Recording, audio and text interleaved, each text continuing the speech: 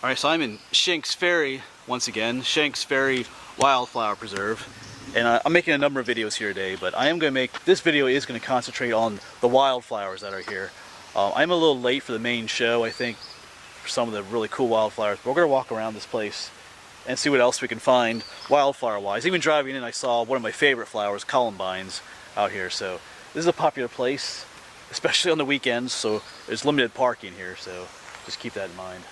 But I'm here for a number of other reasons today as well, but I think in this video I'm just going to concentrate on whatever wildflowers we can see. So, like I said, the main show, if you come third week of April, there's tons of large flowered trilliums and Virginia bluebells. I did see some of the bluebells here, but we'll see if any of the trilliums are still blooming. This is May 2nd, so they might be done down this way. This is in Lancaster County, Pennsylvania, so anyway, let's get to seeing what we can find. There's some dandelions here, but there are dandelions everywhere. So we'll see what all else is here. Alright.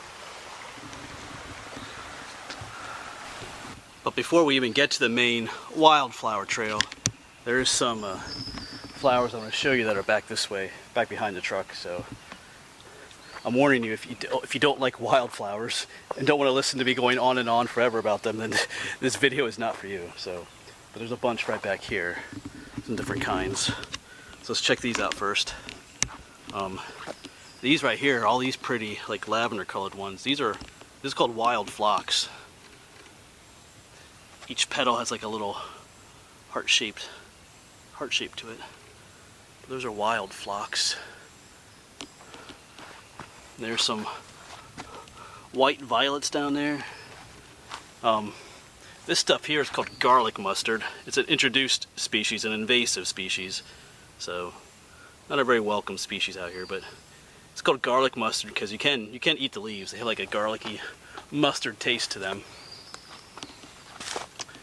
And I think there was another flower up here. I think there are some bluebells up here, Virginia bluebells. They're soon done with though. These are Virginia bluebells. If you come here in late April, there's tons of them out here. I mean, maybe there is in some places yet, but those are pretty too. And right next to the bluebells is another flower. It does have some white things on the top. And the leaves look like this, and the stem has kind of a purple, down below it does. It's like a purple hairy stem. This is called a sweet Cicely. I'll try to put the name down below here. But what's interesting about this plant is that the plant smells like black licorice, or like has an anise smell to it, if you like that. I like that kind of smell. I love black licorice. You can hate me for that, but I like it. And that's what that plant smells like. I think the roots have a smell, and the leaves and stem, but I'm not gonna break any off. Since we are in a wildflower preserve, it might not be a good idea. So anyway, I'm gonna try and get to the main trail, but I think as I was driving down the road, I saw one of my favorite flowers. I'll show this to you. One of my favorites. I have lots of favorites.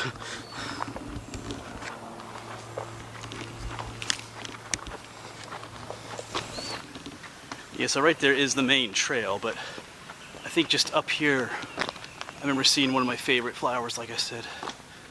Let's see if I can find them again. I saw them as I was driving down this road. This is the road you take to come down here. Oh yeah, up here they are. They often grow up on like hillsides like this. These mossy hillsides. These are columbines. Check those beautiful things out.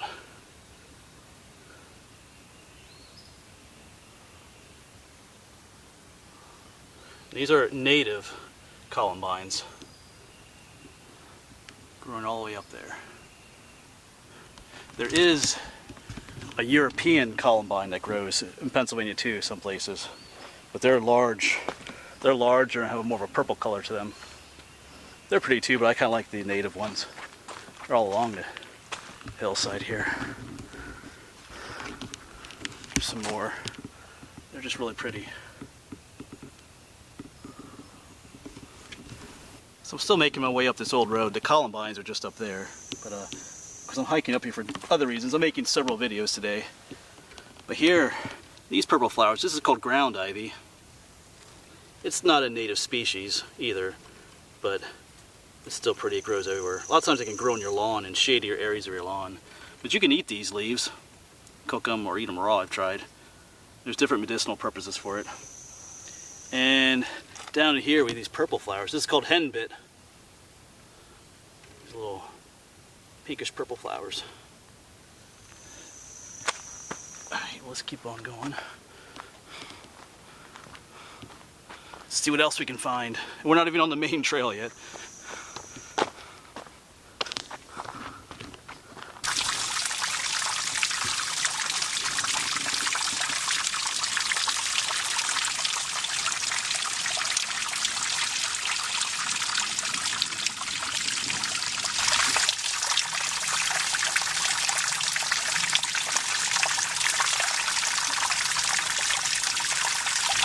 Alright, so I know this is supposed to be a wildflower video, but I did find this like little mulch pile, whatever you want to call it, and there are some mushrooms in here. I think these are called cracked agrocybie. Oh, I probably didn't say that right, but I'll put the name down below here. But a lot of times they grow in your flower beds in the mulch, because they get the name cracked because they have that cracked appearance on top. And there's another one over here, which I'm pretty sure is called brown cup, because it's brown and it makes a cup shape. So, cool. Alright, well, we will say farewell to these Columbines. These beautiful flowers. And we're going to head back to the main wildflower trail. I don't think any Columbines grow on the main trail, so that's the reason why I'm going to come down here, because I knew these were down here. I like seeing them. So we're going to head to the main trail and start heading out. More people have arrived since I've been here, so hopefully it doesn't get too crowded.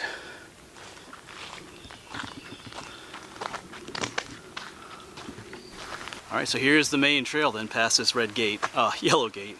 Get my colors right. And there's a little kiosk thing that shows you some of the more common flowers that grow out here. There's limited parking here, just keep that in mind. So we're going to head on up, and they do have a porta potty up here, or at least they used to, so if you have to go, they have one up here. So this is a beautiful little trail. It's short and it's flat most of the time, so if you are not into long, arduous hikes, this is another cool place to hike at. So we're gonna head on down and see what all kind of wildflowers are still out here yet. Even though I got out here a little late for the main show maybe, but we'll see. Yeah, and here on the main trail, most of the trilliums are done, but you can see the remnants of them. Let's see here. Where's some? You can see the remnants of what were the flowers. They're kind of dead now. So we'll look at them. These were the trilliums. They're all brown now. Used to be nice, big, large white flowers. But maybe we'll find one that's still blooming. This whole hillside would have been full of them. So it's a kind of shame I'm kind of late for them. But we'll see. Maybe we'll find one. Here's some more of those wild phlox. I like that cool lavender color that they make. So here's some trilliums, but they're dead too. Oh well. Yeah, here's the porta potty if you need to go. And there's a nice bench to sit on here. I think I might actually sit here and eat. I'm getting hungry. It's past noon. It's time to eat. Time to eat lunch, I think. So, but we're gonna keep walking. See what other flowers we can find along here, and just enjoy some nature today. See what else we can find. There's a cool stream down there too.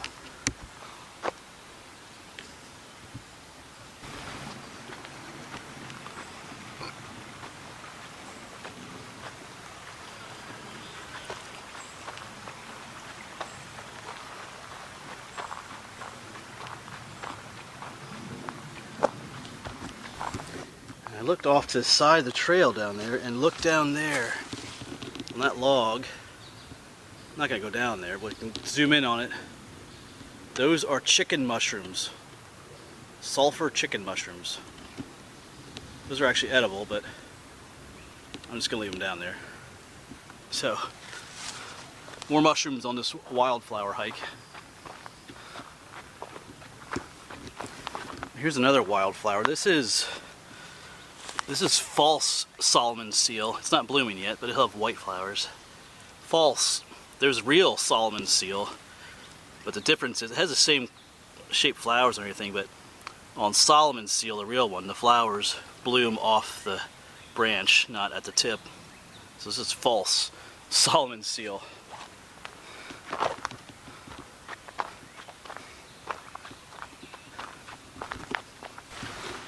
I'm trying to keep my eyes open for the real Solomon seal. I haven't found any yet. Real Solomon seal is actually a medicinal plant, but the problem is people confuse it with the false Solomon seal, and whatever desired effects you're going to get, you're not going to get from the false kind. But up here is another wildflower, actually a couple here. These are wild geraniums right here. These kind of purplish colored ones. There's some more of that phlox up there and over there. But these are wild geranium. Sometimes they're called crane's bill as well. But just around here as well are these plants right here. They don't look like much, but if you touch them, they stick to you. If you have a garden, you find these in there. These are called cleavers because they cleave to you. I can feel it, like sticks to my skin. So kids like to play with this because if you stick it to someone's clothing, it just stays there all day long. So cleavers, they really stick to you. They do have little tiny flowers, but nothing really showy.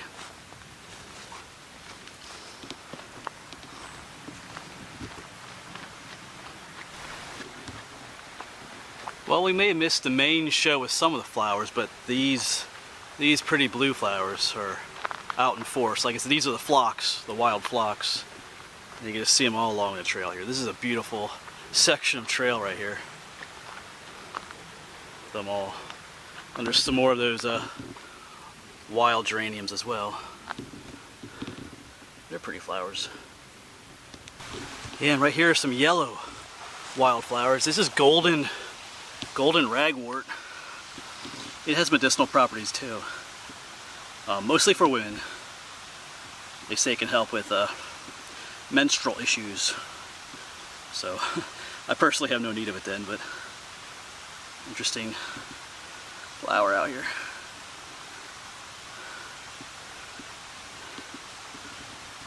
There's some more over here. Nice to see a splash of yellow out here though. As you do walk along this trail, you do find little bits of history. Like here's an old railroad bridge. I think I mentioned at the beginning of this video that this trail is an old railroad bed.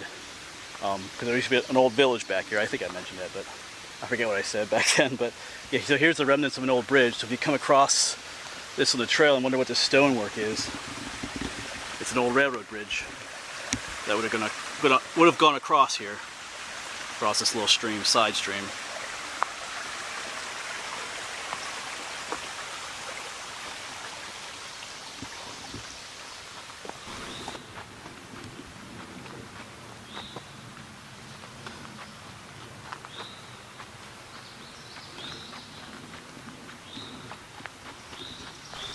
A whole bunch of these white flowers along this power line cut, but I remember seeing them in the field guides, but I don't remember what kind they are, so you can help me out in the comments with that if you want to. I probably should know what they are, but I don't know everything. That's for sure. Yeah, so there's an older couple up ahead of me, and they pointed out that the May apples are blooming. I may have just walked right by them. I don't know. I might have seen them, but you never know. If you watch my videos, you know that May apples are one of my favorite plants in spring. But they have these big, beautiful white, oops, somebody's in the way, big, beautiful white flowers. And they'll turn into a May apple later on, which are supposedly supposed to be edible, but I've tried them twice, and both times I had to spit them out because they were just terribly bitter and nasty. So the May apples are blooming. What is May? So they should be blooming. Right.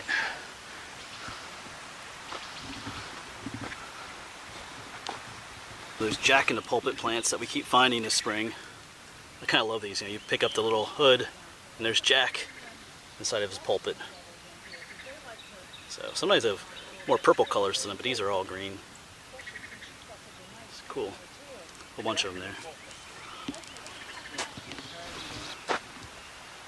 That's a big old sycamore tree there.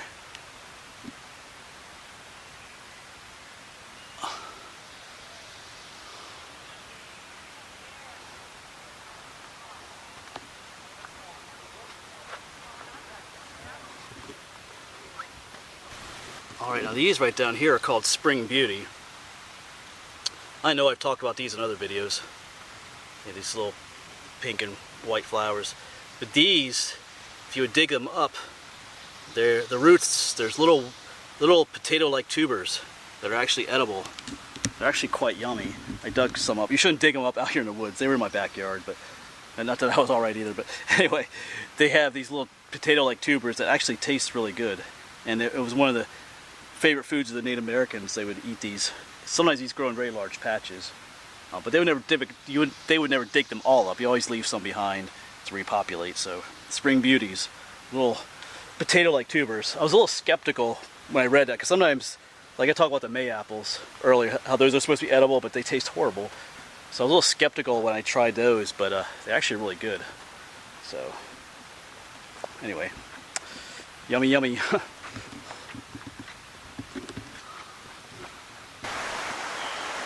And when you get to this tunnel, you are done with the Wildflower Trail. So you just have to go back the way you came, which is all right because it's a beautiful trail.